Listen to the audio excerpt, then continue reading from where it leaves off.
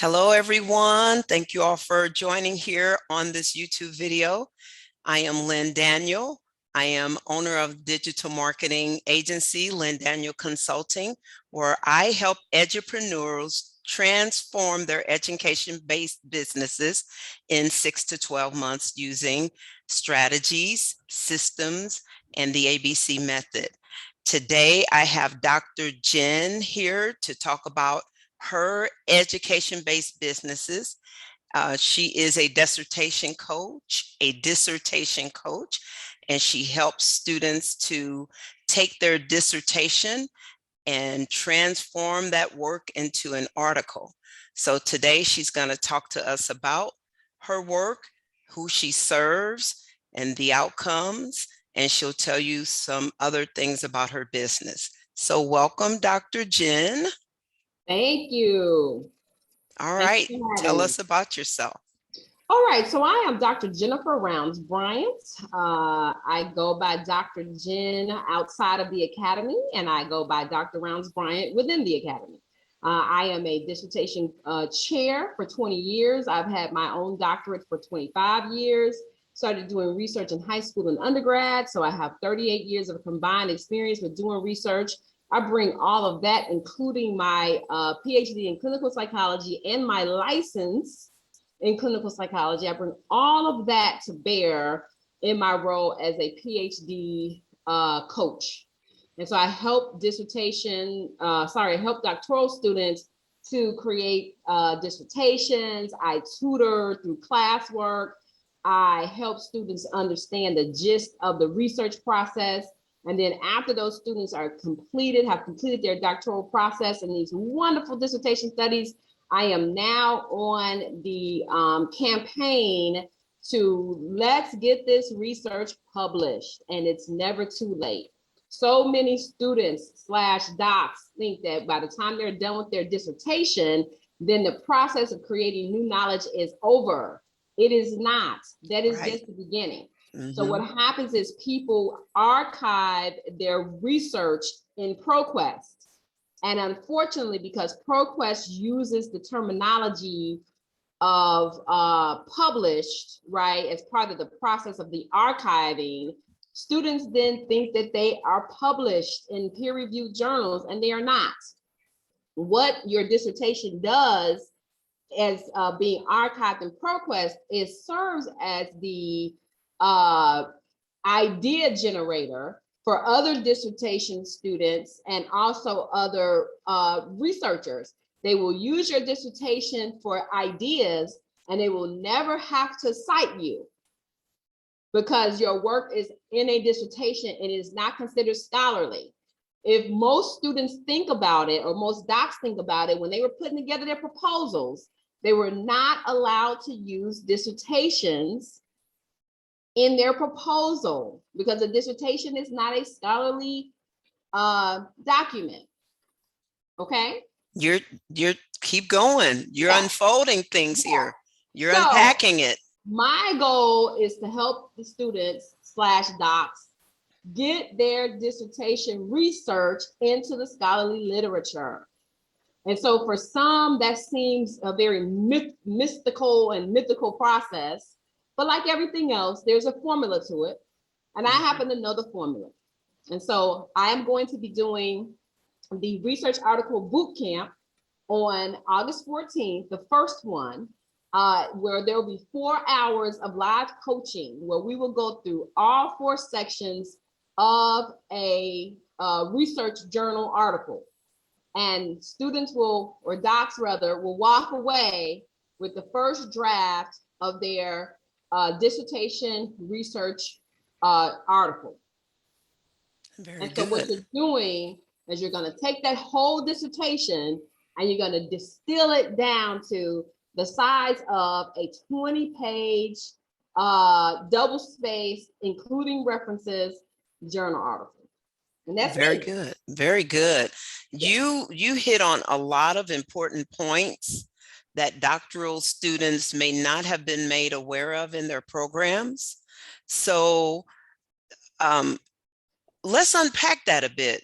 So you help doctoral students, and in this particular workshop for next Saturday, this is specifically for PhDs, Psych Ds, Nursing Ds. Right.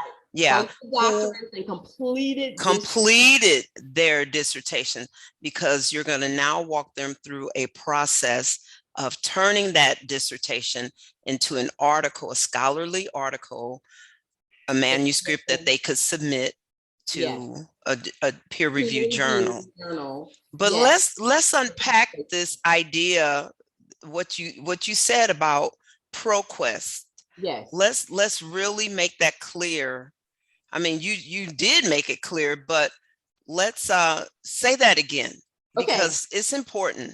So Proquest is an archive, meaning, and it's a contemporary archive. It used to be that schools would archive or store dissertations in paper format for years and years and years. And I'm hoping, because I got my doctorate before there was an internet.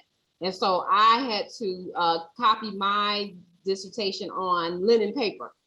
And the university would store for, ever these dissertation documents. And so I'm hoping that they're still either storing them or they digitize them. I'm hoping my poor little dissertation hasn't just been trashed. Right. But anywho, then along came the internet, then along came Proquest and other archival services. Proquest isn't even the only archival service, it's just the most popular. And so in the process of posting a document, a dissertation in particular, to Proquest uses a term published, right? And so students hear published and they think, oh, peer review. No, archives.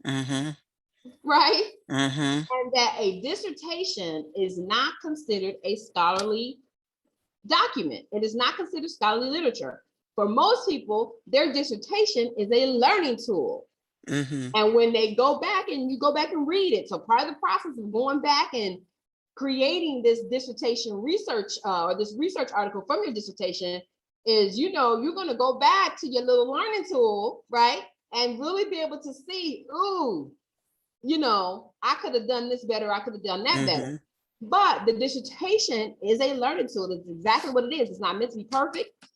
It is not meant to be in that format. You're not going to see a dissertation published, a 100-page dissertation published in a peer-reviewed journal. You're just not.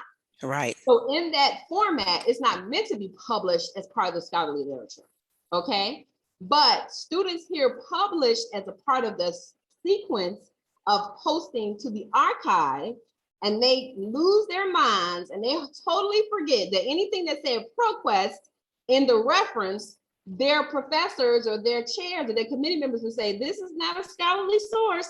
You need to substitute this for a scholarly source, right? And also the process of the doctoral process, that dissertation process, all of the reading that you're doing, all of the writing, all of looking at the theoretical framework and everything is so much and so condensed to where some of the messaging gets lost. Yes. Right. So what you're doing as a part of the dissertation process is you're showing your committee members, I'm just going to say that, on your program, that I can look through and find, because sometimes you have to be a detective, right? I can find and review existing research on my topic that serves as the context for the research that I'm going to do. Then I can write out a research plan that I can get IRB approved, and then follow that research plan to come to some results, write up those results, and then do a discussion about what those results mean. Okay. That is an exercise, and it is a lot because it's a huge step up. But the last step in the creation of this new knowledge is to get that new knowledge published in a peer-reviewed journal article. Okay. I know for a fact that people are, because people go, oh, I've had over 1,200 downloads of my dissertation and people are even paying money. People are. Because professional professors and dissertation students are using your dissertation as an idea generator. You're not gonna get credit for it, but they're looking at it as an idea farm. Okay, so I made a video on my channel where I was talking about the process of each chapter. And in one of the videos, I mentioned that the sources that you should use. And in my understanding, that dissertations could be used, but not more than, I think the number was 5. For many, so you got so many different rules, right? Mm-hmm. But let's just say it's 5, right?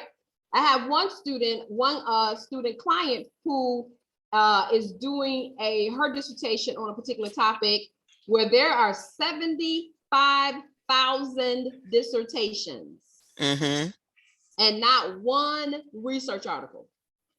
So in her program, that's all she can mention. Hey, there's 5,000 dissertations, but I don't have any scholarly literature to talk about. That's something. Because nobody has published it. And so even if she could do 5, right? Mm-hmm. Which 5 did you choose out of 75,000? Right, exactly. and the other side of that is she has plenty of space to publish. When she finishes, she can be the pioneer. Mm-hmm. Right. Yeah. Which is horrendous. Yeah. Well, I understand. There's a lot of trauma because so many people come to the process and they think, okay, I'm a powerhouse professional. I have these, 2-3 master's degrees. I'm going to go ahead and take this dissertation. I'm going to take this doctorate. It won't be a big deal. They get up to the doctoral step and they're like, oh my God, and they get shocked out of their minds. And then they get up to the dissertation process and they're like, even worse. So by the time they're done, they're like, you know what? I'm just dragging to the finish line. Exactly. I'm just trying to throw myself across and be done. Yep. I don't want to look at this dissertation again. I don't want to hear from reviewer number 1 or number 2. None of that. Right. But it's just like going through the pregnancy process and, no mean, no harm, but expecting your baby to raise itself. It ain't happening. It ain't happening. That's right. So you and we met earlier. Was it 2020? It was 2020, right? Yeah. And I was on chapter 4, I believe. And I saw where you had posted on Facebook, in one of the groups that we are a member of. And you were talking about this particular workshop that you're doing, the boot camp. And I messaged you and you were like, okay, where are you in the process? And I said, oh, I'm finishing chapter 4. And you were like, see me when you get done. You're not quite ready yet.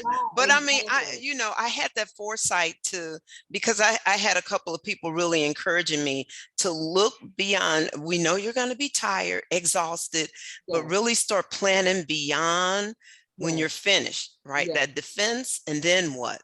So it's good that you are out front sharing your expertise and encouraging students and graduates of doctoral programs. Come on, let's do this. Come on, go. And it's okay. I mean, some students, I talk about, so we talk about going through the doctoral process, finishing the dissertation. Then we talk about the post-completion blues, right? Mm-hmm. Which is a thing. And so I said, well, sometimes people they will, kind of slowly work on their article during that post-completion time. So that, because what happens is when you've been so intense for years and years on a particular project, when that project is over, whether it's a doctoral degree or it's building a house or it's building a company or raising some kids, when that project is over, you still need like a little wind down project where you can kind of cut the intensity, elongate the time, and kind of keep working towards some, tangible product. And so for many people, it could be their research article. Right. But again, if they're like, oh Lord, I never want to see that again. So it's helpful, and this is why I tell students it's never too late, because you may need 2 or 3 years to go by in order to be in a headspace to come back to the research. I tell students it's never too late, because look, I have students who are completing dissertations and publishing their research on data that was collected 30 and 40 years ago. Wow. So I'm like, okay, if they can do this whole research thing on data collected 30, 40 years ago, certainly you can publish your own data that you would have collected 30 or 40 years ago, right? Most people who are still even thinking about this probably collected their data, within like the last, 1 to 10 years or so. But even if it's been 30 years, like me, I've had my doctorate for 26 years. Had I not published my research, I still could. Right. My wind down project was to do my research article, partially because I had a new job in the research world. So my boss was like, okay, girl, the first thing we're doing is putting your article, publishing your dissertation article, because part of it is what it is how good, it kind of gives you a sense of, what's my methodology sound? If my methodology was sound, doesn't matter what your results were. Then having that peer-reviewed journal article is sort of that final stamp of, yep, you did it. Okay. You see what I'm saying? In addition to getting it in the literature.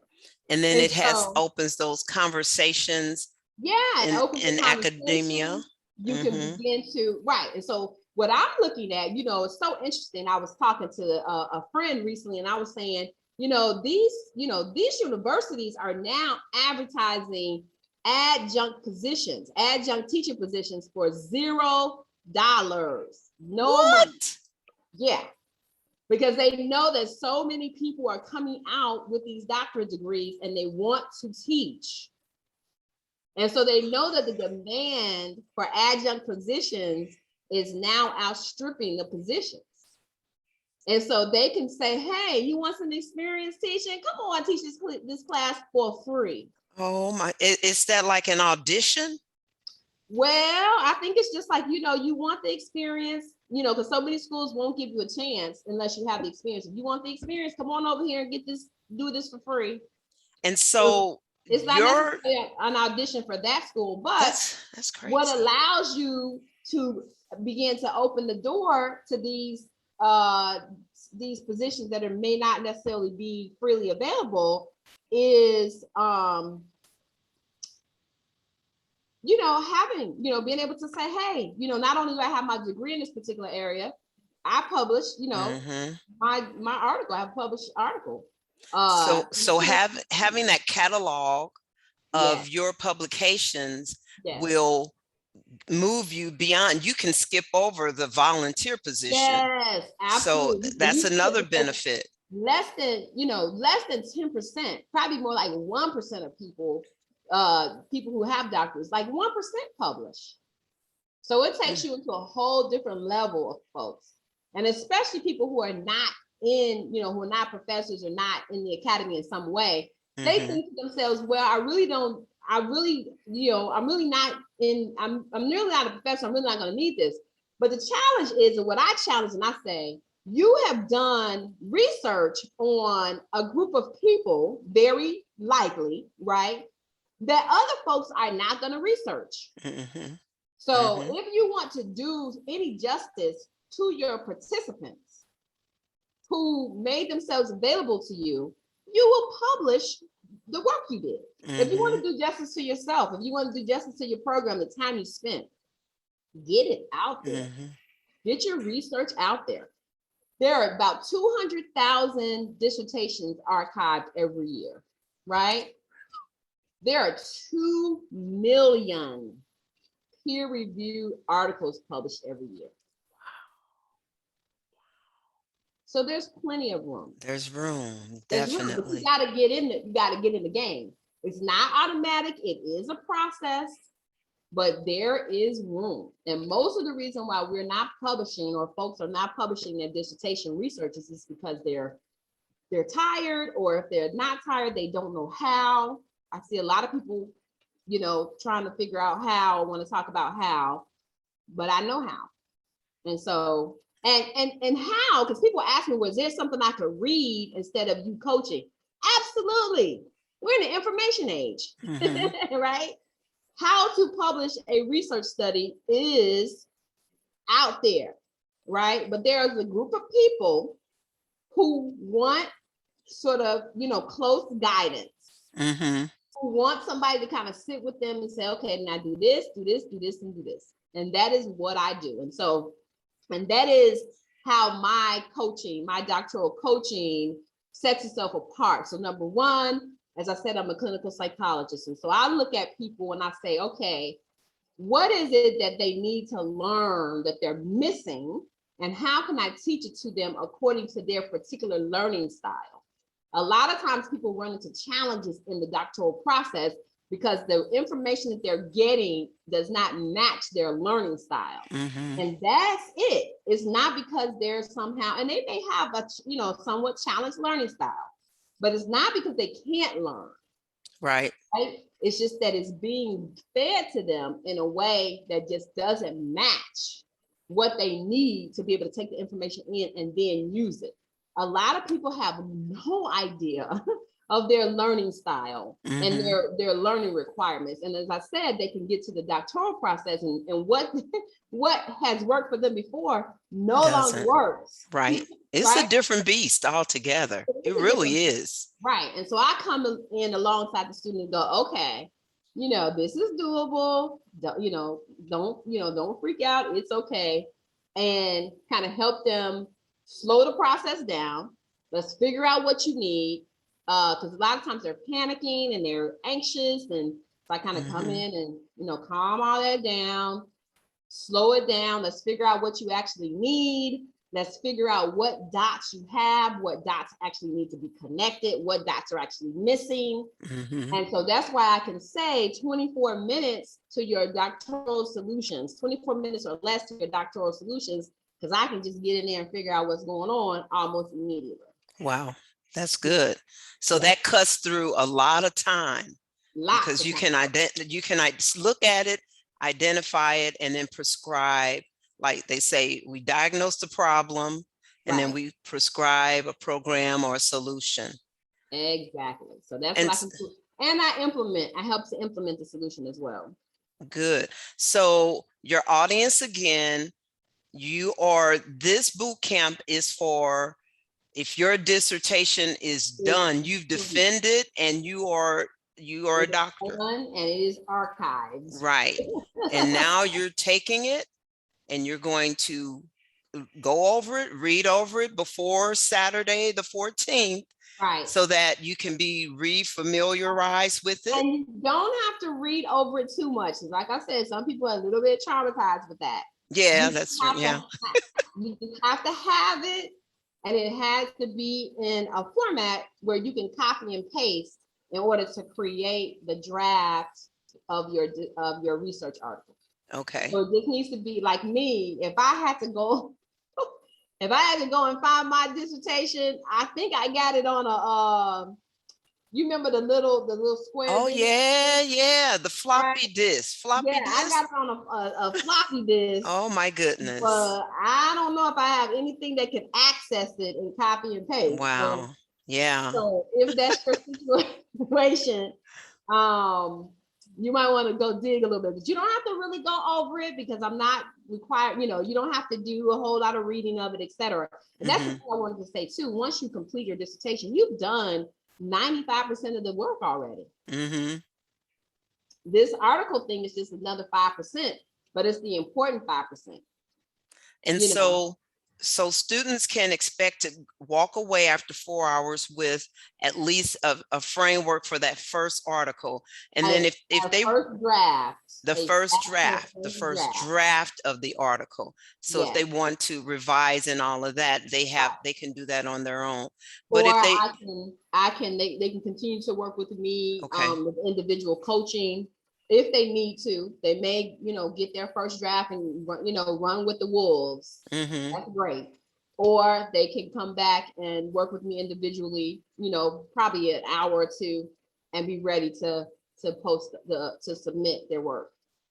Now, what about for books? If students are interested in going that next step and doing maybe a book chapter or a book from their doctorate dissertation? Well, I'm not necessarily I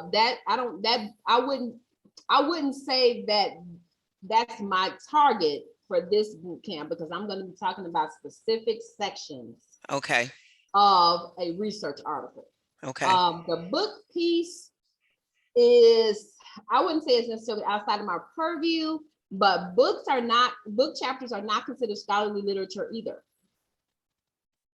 So I'm trying to get people in the scholarly literature with peer-reviewed journal article. Well, I can remember my committee encouraging more articles, but then they gave us a little parameter, like you could have, 3 to 5 dissertations, I believe it was, and then a few books and book chapters. Right. But there was a hierarchy. Yes. And the articles, that's the top of the hierarchy. That's right. That's right. That's the scholar.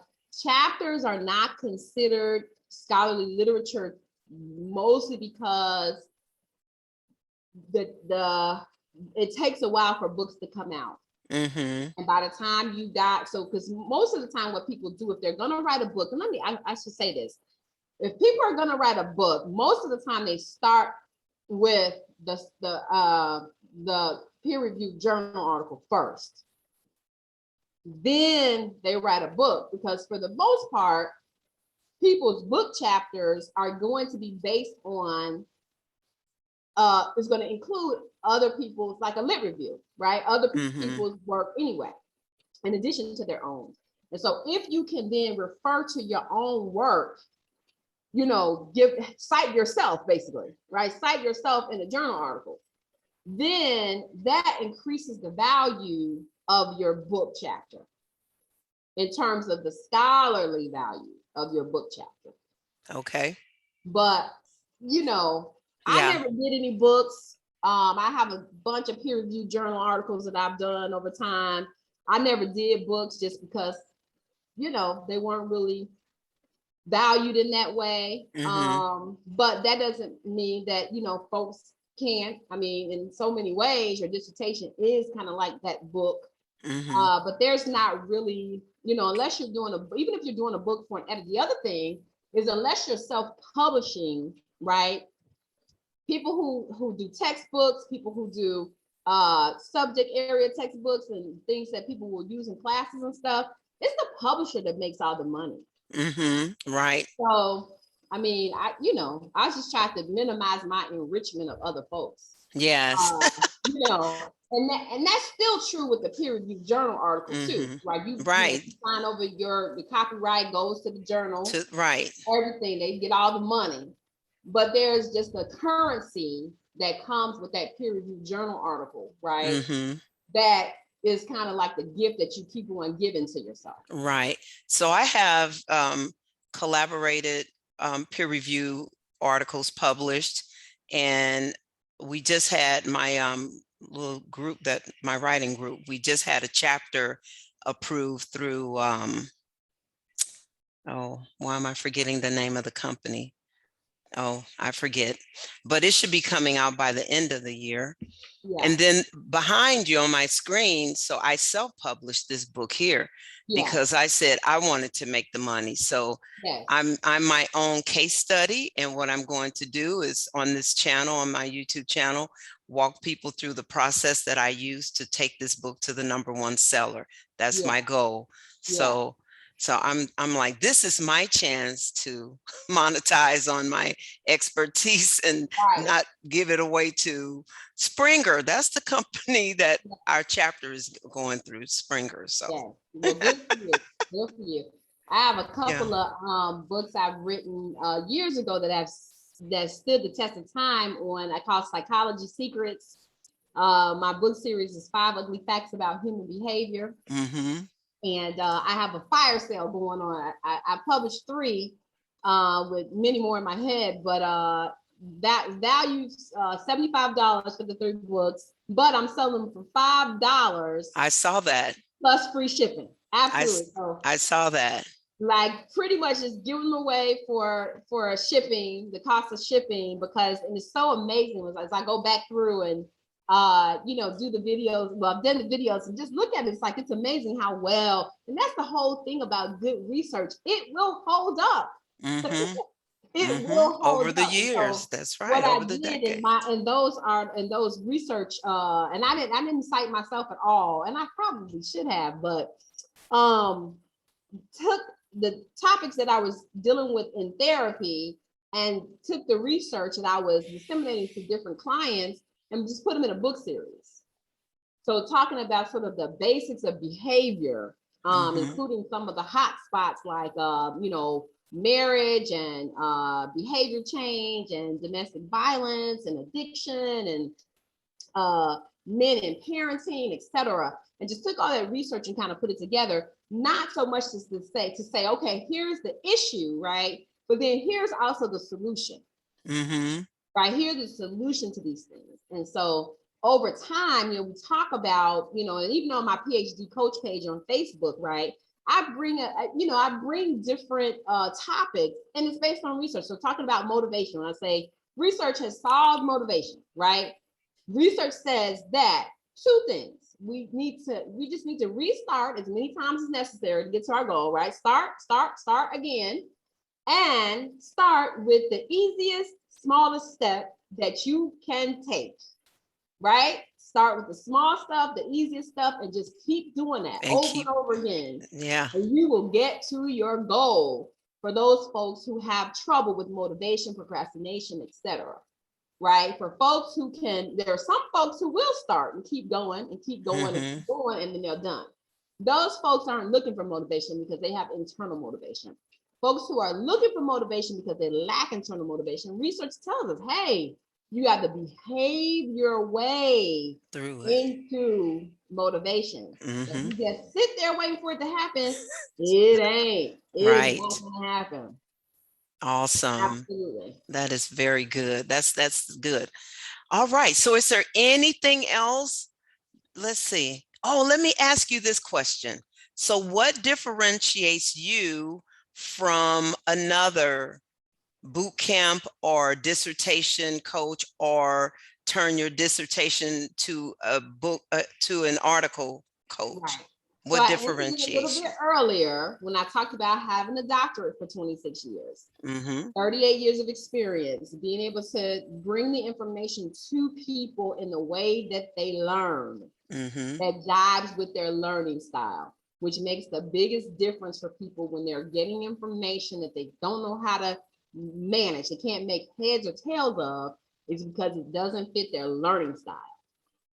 And so I am able to match information to people's learning styles and help them actually do, step 1, step 2, step 3, step 4. Do this, do this, do this, do this. And the people are like, oh my God. And it's so easy, right? Exactly. Not necessarily so easy, but now so clear. I finally understand. The most common response to me is, I've gotten more in this 1 hour with you than I've gotten in 3 or 4 years in this doctoral program. And I'm just like, for $85, I've given you more than 3 years worth of. Let me rethink my pricing. Because, I think it's because academia uses that academic language and everything is framed in a theory or, in a conceptual framework, and the process is academic, is just different from like how you internalize and learn. I think that might just be the barrier, but you break down that barrier and you make it accomplishable or achievable for people. Absolutely. All right. So how can people get a hold of you? Facebook, PhD coach. That's me. That's probably the easiest way. I have a bunch of other, I have a website, drjenmovesmeforward.com. But Facebook PhD coach is probably the easiest way to find me. And then so how much are they paying you for the boot camp for Saturday, August 14th? $99. For half off, $99. They get 4 hours and walk away with a draft of their publishable dissertation research article. All right. All right, everyone, be sure to reach out to Dr. Jennifer Rounds-Bryant on Facebook. She is PhD coach there. And Saturday, August 14th is the boot camp. To noon. Yes, 8 a.m. Say that in. From 8 a.m. to 12 p.m. Eastern time. Okay, because I'm going and it's going to be 5 a.m. here in Phoenix area. So I know if I can get up at 5 a.m., you all can too. That's right. That's all right. right. It's worth the time. It's worth the time. Take a shot and see what you can get. A lot of times people tell themselves no, they talk themselves out of their next great accomplishment before they ever even give it a chance. And so $99 and 4 hours of my time, which again, is almost like my books. I'm pretty much just, giving it away at that rate, but try it out. Come try it out and see what you get. Take a chance on yourself. All right, everyone. Thank you so much, Dr. Rounds-Bryant, for this great interview. And I will be in touch, and I'm going to see you next week. You sure will. And thanks so much for having me. I appreciate you. Oh, you're welcome. Bye now. Bye-bye. All right.